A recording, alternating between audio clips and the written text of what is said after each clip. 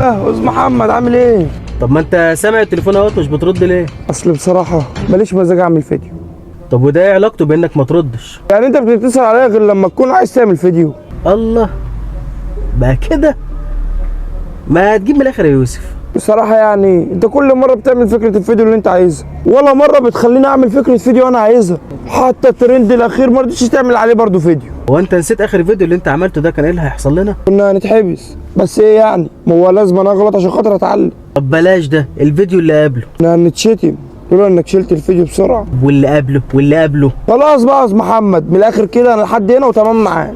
يعني خلاص يا يوسف، بعد ما صبرت معايا سنتين جاي في الاخر وتخلع؟ هو انا كنت شفت منك حاجه؟ ده كفايه حب الناس ليك. حب الناس؟ يعني الناس لو سالتني عليك اقول لهم ايه؟ لو سألوك عليا قول لهم على اسم صفحتي الجديده. الجديده؟ ماشي يا يوسف براحتك.